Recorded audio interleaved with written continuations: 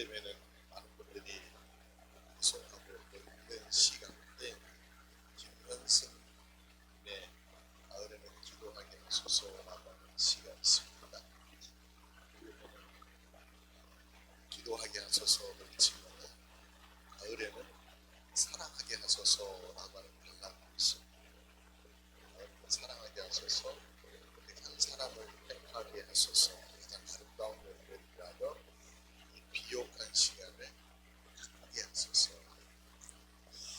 오늘 옆에 계시는 분들하고 굉장히 많이 얼굴들이 한 10대 분인가요? 묻어있어요. 제가 차량을 인도하면서 한 10대 분인가 비가 와서 좀 하신가 좀 그러시는 것 같은데 얼굴 좀 보이는 분들 좀 하세요. 하시면서 옆에 분들하고 이렇게 인사하시면 좋겠습니다. 많이 하는 얘기가 많이 하지만 입으로 하는 게 아니라 마음으로 나누는 얘기로 했으면 좋겠습니다. 사랑합니다. 따뜻하게 같이 옆에 계신 분 알아보시며 사랑합니다 인사하겠습니다. 사랑합니다. 사랑합니다. 이 가을에는 사랑하는 여러분 되시기를 바랍니다. 지난 주간에 방송 TV를 시청하던 중에 슛돌이라고 하는 슈퍼가 있더라고요. 슈돌. 슈퍼는 돌아온다. 주변을 줄이는 거예요. 거기 보니까 연예인 가족들 이렇게 이야기를 아이들 중심으로 하는 이야기를 속에 있더라고요. 배우 중에 이필모라고 하는 분이 계시는데 그 가정 이야기를 좀 소개하는 거예요. 근데 아이가 이름이 박모라고 하는 아들이요. 음식을 좀 편식하나 봐요. 그래서 아빠하고 막 음식 먹는 경쟁만 있었어요. 경쟁을 하는데 밥 다 먹고 나서요. 엄마가 저 그때 서수연 씨라고 하는데 이런 장면 하나가 바로 있거든요. 아이한테 엄마가 속상해서 빵을 샀어 그렇게 얘기합니다. 빵을 샀어. 생뚱맞게 그렇게 아이한테 얘기하는데 무심코 지나갈 수 있는 얘기잖아요. 이게 아이의 반응을 살피는 요즘 유행하는 어린이 MBTI. 아이가 어떻게 반응하나? 보통 이걸 반복해서 하나 봐요. 저는 처음 본 거였는데 다른 집에서도 이렇게 했나 봐요. 보통 이렇게 얘기하면은 아이들이 반응을 한다는 거예요. 뭐라고 반응하냐면은 속상했어? 라고 이렇게 묻는 아이가 있고 빵은 어디 있는데? 라고 그렇게 내묻는 아이도 있고 그렇다는 거예요. 보통 속상해서 라고 초점을 맞추는 아이는 F, 감정형 아이고 빵에 초점을 아이는 T, 지식형, 지혜형 뭐 이런 형이라고 해요. T형. 제가 왜 이렇게 서두를 장황하게 얘기를 하냐면요. 여러분 오늘 제목을 한번 보시죠. 제목 뭐라고 그랬어요? 제목. 오늘 설교의 제목. 내가 너희 십자가를 지라. 제목을 딱 이렇게 보시면서 여러분 어떤 마음이 생각이 확 들으셨나요? 어떤 단어에 여러분들의 시선이 이렇게 고정이 되셨나요? 내가? 십자가? 지라? 각자 전체 문장으로 대가 십자가를 지라 이렇게 마음으로 확 와닿고 왜 주님이 대가를 얘기하시면서 십자가를 지라는 그런 말씀이시지? 이렇게 되묻는 분도 계실 거고 뭘 주시려고 그러나? 지라고? 사순절도 아닌데도 갑자기 십자가 얘기를 하시나? 감사절기인데 이런 여러 가지 생각이 드실 거예요. 그러니까 벌써 헬린 아우엔의 예수의 길 네 번째 시간 보내고 있습니다. 세 번째가 뭐였죠? 오전 너희 원수를 사랑하라. 그러니까 이게 이제 책이 때문에 책이 이렇게 연결된다라고 하는 그런 측면으로 내용을 보시면은 아마 예수의 길을 따르는 사람, 예수의 길을 따르기로 작정하고 다짐하는 사람, 하나님의 백성된 사람들, 하나님의 자녀로 칭함을 받은 사람들, 그 길을 걸어가고 있는 그런 사람들에게는 아마 이어서 합당한 대가가 주어진다라고 하는 건데, 거기에 십자가를 치라. 십자가를 치는 게 어떻게 대가가 될 수 있지? 라고 이렇게 다시 반문을 할 수 있습니다.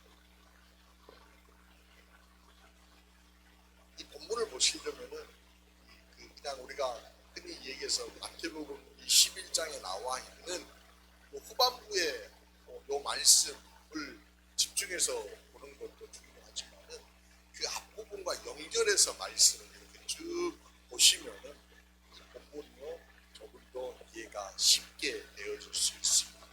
오늘 본문 25절 시작할 때 뭐라고 시작합니까? 그때에라고 하는 단어로 시작합니다. 그때에. 그러니까 뭔가 어떤 또 포인트들이 있었다는 거예요. 바로 이전 어떤 상황들이 전개되고 있었다라고 하는 것을 우리가 짐작해 볼 수 있는데, 본문 앞부분 11장 20절에서 24절 본문 보면은요 이런 이야기 하나가 속해요. 예수님께서 갈릴리 사역을 하시면서 복음을 전하시는데 복음을 받아들이지 않는 사람들이 생깁니다. 나름대로는 똑똑하다라고 하는 베세다 사람, 나름대로 부유하게 산다라고 하는 가버나움 사람들, 고라신 사람, 요 사람들이요 예수님의 복음을 다 거부합니다. 예수님의 가르침에 대해서 듣지 않는 거예요. 그래서 그들을 향하여서 예수님께서 책망하시고 경고하신 다음에 오늘 본문 25절 말씀이 연결됩니다.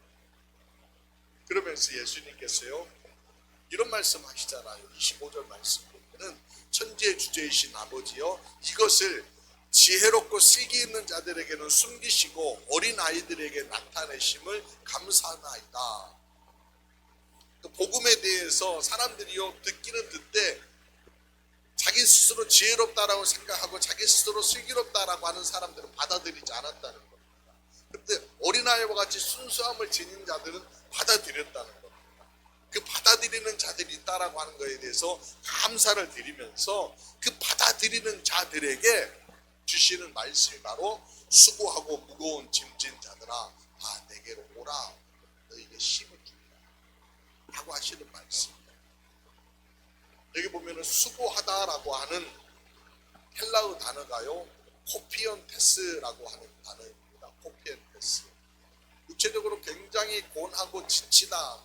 제가 요거 얘기하면서 코피언테스를 설명하면서 예화 들었던 게 코피나게 힘든 그런 사람이라고 얘기했지 않습니까? 하여튼 그렇게 힘든 사람들. 근데 원문의 주석을 이렇게 보니까요 이 단어가 분사형입니다.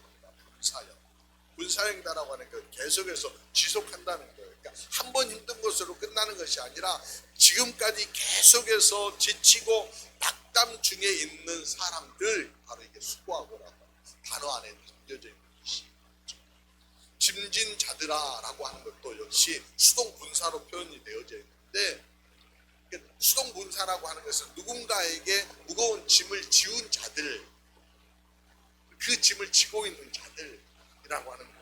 정리해 보면은 계속해서 지치고 또 누군가에 의해서 짐 지어져서 그 짐을 지고 있는 자들아 다 내게로 오라, 이렇게 말씀하는 것입니다.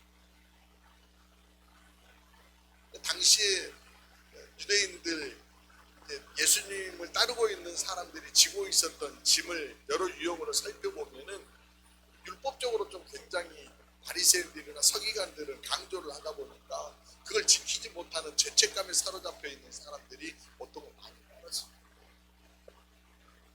그리고 로마의 압제 시대를 살고 있으니까 경제적으로 많은 수탈을 당하는 그런 사람들, 가난한 이들이 예수님을 따르고 있습니다. 더불어서 영적으로 보면은요, 뭔가 어떤 사탄의 요구에 죄책감에 사로잡혀 있는 그런 사람들이 예수님을 따르고 있다라고 하는 겁니다. 그들에게 지금 자신들의 짐을 가지고 나오라, 내가 너희를 쉬게 하리라, 이런 말씀을 주십니다.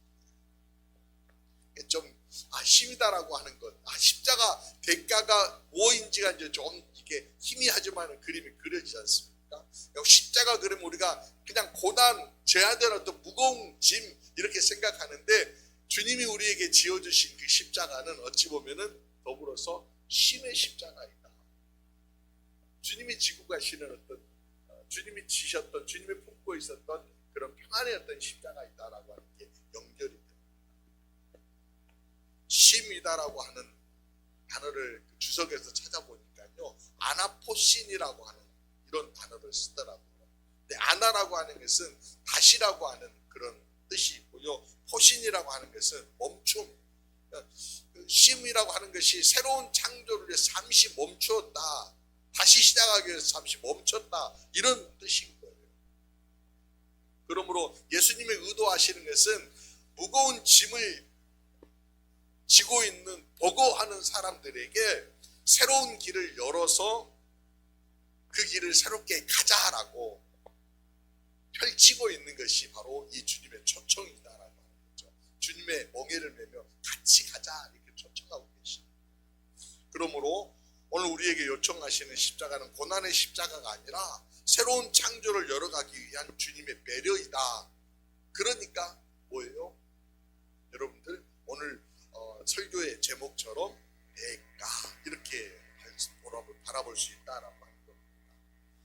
사랑의 길, 예수님께서 함께 걸어가기를 원하는 이 길을 걸어내려고 할 적에 우리에게 필요한 것이 뭐인지 본문이 우리에게 주는 두 가지 길이 있습니다. 그 첫 번째는 각자의 짐을 가지고 주님 앞에 나아가는 거예요. 그래서 마태복음 오늘 본문 28절에 보면은 수고하고 무거운 짐진 자들아 다 내게로 오라, 내가 너희를 쉬게 하리라, 이렇게 말씀하십니다. 여러분, 그릇 안에 뭔가 새로운 것들을 담으려고 하면은 이전에 담겨 있었던 것들을 비워내야지만이 새로운 것들을 담을 수 있지 않습니까?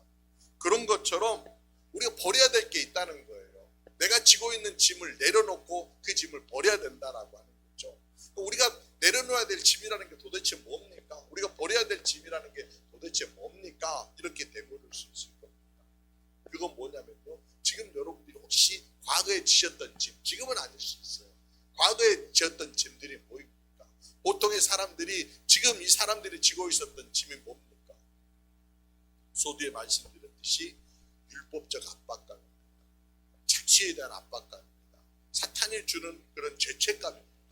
이런 것들이 다 어디에서부터 출발해 왔습니까? 바로 아담과 하와가 원죄를 저지름으로 말미암아 하나님께서 그들에게 짐을 지은 겁니다. 그 짐은 죄로 말미암아 찾아오게 된 것이죠. 근데 그 짐을 이제는 너네가 지지 말아라, 그 짐을 내가 질 테니까 내게 가져오라라고 주님은 말씀하십니다. 이 짐은요, 인간이 해결할 수 있는 짐이 아니라, 인간이 어떻게 해결해 보려고 여러 가지 율법적인 길들, 도덕적인 길들을 찾아 가보았지만은 해결이 안 되었다는 겁니다. 죄의 짐은요, 인간이 해결할 수 있는 짐이 아닙니다. 그래서 주님께서는요, 궁일의 마음으로 너네가 해결할 수 없는 그 노력하고 있는 모습들을 바라보는 궁일의 마음으로 바라봐 주시고 불쌍히 여기시면서 그 짐을 이제 내 앞에 내려놓아라 지금 초청하고 계십니다. 그러면 쉼을 얻으리라. 쉼을 얻으리라. 제가 클라리넷을 한동안 이렇게 배웠었습니다. 장로님께서 계속해서 클라리넷을 좀 배웠으면 좋겠다라고 하는 그런 얘기인데 제가 계속 배우려고 노력하겠습니다.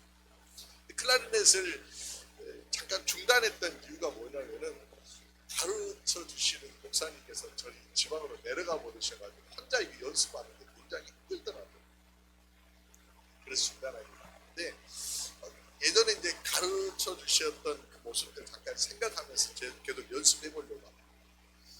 근데 목사님께서 가르치실 적에 악보에 이렇게 있는 것 중에서 목표를 따라서 계속 연주를 하잖아요. 반복해서 하셨던 말씀 가운데 하나가 뭐냐면은 순표는 지키세요, 심표는 지키세요, 이런 얘기를 자주 하셨어요. 심표, 악보를 보면 여러분 심표라고 하는 게 있죠. 심표와 순표는 다릅니다. 순표는 누가 찍어요? 내가 찍는 거예요. 이 정도에서는 좀 쉬었다 가자 이렇게 할 수 있지만 심표는 누가 찍어놓은 거예요? 누가 그려놓은 거예요? 곡을 쓰신 분이 이렇게 그려놓은 거예요. 그런데 쉼표를 지키라라고 하는 얘기는 연주를 하다 보면은 연주에 작곡자가 의도하는 어떤 흐름이라고 하는 것들이 있어요. 근데 이 쉼표를 안 쉬고 그냥 넘어가 버린다든지 빠르게 가버린다든지 그러면은요 곡이 왜곡된다라고. 그래서 쉼표는 꼭 쉬세요. 여백 없이 공간 없이 연주하면은요 곡이 답답해집니다 라고 하는 그런 말씀 하시는 거죠. 주님도요 우리에게 쉼의 표들을 딱 찍어주셨어요. 살아내다 보면은 쉼표들을 지키면서 살아내야 된다. 그래야지만이 재충전을 하고요 재창조적인 힘들을 발휘하며 나아갈 수 있다라는 거죠. 근데 우리가 너무 조급함 때문에 죄책감에 눌려서 살다 보니까 이 쉼표를 쉬지 못하고 막 달려가는 거예요. 그래서 주님께서는 이 쉼표를 좀 쉬자 마라. 내가 너희와 하여금 쉼표를 쉬면서 하나님의 믿음 따라서 살게 해줄게라고 하는 그런 말씀. 우리가 삶을 살아낼 적에 나의 믿음으로 사는 것이 아니라 하나님의 믿음으로 사는 것, 나의 뜻대로 사는 것이 아니라 하나님의 뜻대로 살아내기 위해서 필요한 게 바로 쉼표라고 하는 것이죠. 그러지 않습니까? 우리가 세상을 디자인한 게 아닙니다. 세상을 내가 계획해서 살아가는 것이 아니더라고요. 하나님이 디자인하시고 하나님이 계획하시는 그 계획대로 우리가 살아내는데 그 살아가는 날들 동안 찍혀져 있는, 그려져 있는 이 쉼표들을 지키면서 살아낼 적에 우리가요 안정감을 누릴 수 있고, 우리가 연주하시는 분의 의도에 따라서, 곡을 쓰신 분의 의도에 따라서 멋진 인생의 연주들을 하며 살아낼 수 있다는 것입니다. 사랑하는 여러분, 무거운 짐을 이제 주님 앞에 내려놓고 쉼표의 은혜를 누리실 수 있기를 주의 이름으로 기원합니다. 이것이 주님께서 우리에게 주신 멍에에 담긴 은혜. 두 번째로 그 길을 걸어내려고 하면은 두 번째 배워야 될 것, 두 번째가 있는데요. 내게 배우라 이렇게 말씀하십니다. 29절 말씀 보니까 나는 마음이 온유하고 겸손하니 나의 멍에를 메고 내게 배우라. 그리하면 너희 마음이 쉼을 얻으리니 라고 말씀하십니다. 여러분, 배운다는 거에 어떤 스트레스가 있으십니까? 배워라. 배우는 것이 스트레스가 있는 경우가 있고 스트레스가 없는 경우가 있습니다. 어떤 경우가 어떤가요? 배우는 게 강제로 막 배워야 된다라고 하면은, 예를 들어서 뭐 어떤 학교 수업이나 공부 이런 것도 막 강제로 해야 되잖아요. 막 하고 싶지 않은데 해야 되는 그런 것들은 막 스트레스가 돼요. 그런데 재미있게 배우는 게 있어요. 내가 좋아하는 것은 굉장히 재미있게 배울 수 있어요. 그래서요, 예수님 앞에 배운다라고 하는 것들이 부담이 되지 않았으면 좋겠어요. 히브리서에 보면은 히브리서 4장 3절에 이런 말씀이 있어요. 이미 믿는 우리에게 저 안식에 들어가도다. 이미 우리에게 주님께서는 평안을 주셨다 이렇게 말씀하시거든요.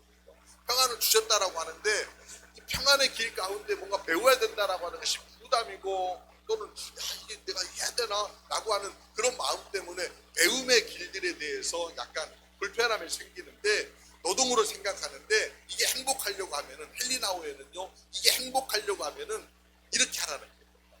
헬리나우에는 배움을 여과 선용으로 전환시켜라. 배움을요 내저로 바꾸라는 얘기입니다. 내저로. 여가라고 하는 게 내저지 않습니까? 내저라고 하는 이 단어는요 원래는 헬라 말에서는 스콜레였어요. 스콜레가 뭘로 바뀌냐면 스쿨로 바뀌는 거예요. 그러니까 내저의 본 뜻이 결국에는 좀 즐겁게 배우는 것인데, 학교는 즐겁게 배우는 것이 돼야 되는 거예요. 그런데 이상하게 즐거움은 빠져버리고 의무감, 마치 노동처럼, 아니면 내가 어떤 성취를 해서 뭔가를 얻어야 되는 것처럼 배움이 바뀌어져 퇴색됐다라고 하죠. 그러다 보니까 아이들이 학교 가는 게 즐겁습니까? 즐겁지 않아요. 근데 아이들이 학교 가는 게 즐거운 시기가 있어요. 언제인 줄 아세요? 1학년. 멋모를 때. 근데 점점점 학년이 높아져 가면 갈수록 뭔가 목표하는 것들을 이루어야 된다라고 하는 압박감에 빠지다 보니까 배우는 게 즐거움이 안 되는 거예요. 신앙 안에서도 역시 마찬가지입니다. 여러분, 신앙생활을 하면서 뭔가 압박감을 느끼지 마세요. 예수님은 배우라라고 하니까 이게 배우는 게 왜 이렇게 부담 주세요 목사님, 이렇게 하지 마시고 마시고 배우는 게 내전아 즐거움이다. 내가 좋아하는 것이다. 이렇게 생각하면은 즐겁게 배울 수 있다는 것입니다. 놀이하듯 배우면은요 쉼도 있고 기쁨도 주어진다라고. 이게 쉽지 않죠. 쉽지 않아요. 근데 이렇게 한번 생각해 보십시다. 내가 배우는 것이 날개를 다는 것이다. 날개를 다는 것이다. 오거스틴이 그런 얘기를 했어요. 예수님에게서 배우는 일은 무거운 짐이 아닌 날 수 있는 날개가 된다. 이런 얘기를 했어요. 그러니까 내가 예수님에게 배우는 것이 나에게 짐이 아니라 날개다. 나를 또 날아오르게 하는 것이다. 라고 하면은 즐거운 특권이 될 수 있잖아요. 그런 여러분들 수 있었으면 좋겠습니다. 배웁시다. 즐거운 특권을 가지고 배웁시다. 뭘 배우라고 하십니까? 주님이 뭘 여러분들에게 배우라고 말씀하세요? 마음을 배우라고 말씀하세요. 예수님의 마음을 배움에 다양한 분야가 있지만은 마음 배움으로 주님을 초청하십니다. 마음이라고 하는 것이요, 밀턴이 그런 얘기를 했는데 천국의 마음도요 지옥으로 바뀌어버릴 수 있고요, 지옥의 마음도요 천국으로 바꿔버릴 수 있고요. 마음을 어떻게 먹고 마음을 세우느냐에 따라서 마음의 모양과 환경들이 달라질 수 있다라고 합니다.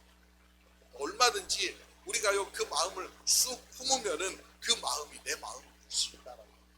그 마음이 바로 예수님의 마음. 예수님의 마음을 내 안에 품을 적에 내 생각과 행동과 내 운명이 바뀔 수 있다라고 합니다. 예수님께서 오늘 우리에게 배우기를 원하는 마음 두 가지가 있어요. 그렇죠? 온유와 겸손의 마음. 온유 그러면은요, 여러분 온유와 온순은 좀 구별이 되죠. 온순이라고 하는 건 자연적으로 태어날 때부터 좀 이렇게 순하게 태어난 성품이에요. 근데 온유라고 하는 것은 우리가 은사로 받아서 하나님께서 바꾸어 주신 어떤 성품이 바로 온유의 성품이죠. 온수는요 겉성품이라고 얘기할 수 있고요, 온유는요 속성품이라고 얘기할 수 있어요. 그런 것들을 품으라 얘기하는데 사도 바울은 이걸요 품기 위해서 빌립보서 2장 5절 8절 2장 5절에서 8절 말씀을 인용해서 이 마음을 우리에게 소개하고 있습니다.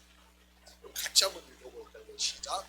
너희 안에 이 마음을 품으라. 곧 그리스도 예수의 마음이니 그는 근본 하나님의 본체시나 하나님과 동등됨으로 취할 것을 여기지 아니하시고 오히려 자기를 비워 종의 형체를 가져 사람 일과 같이 되었고 사람의 모양으로 나타나셨음에 자기를 낮추시고 죽기까지 복종하셨으니, 철저하게 자기를 비우는 것이 바로 예수님의 온유와 섬김, 겸손의 어떤 마음이었다라고 하는 것입니다.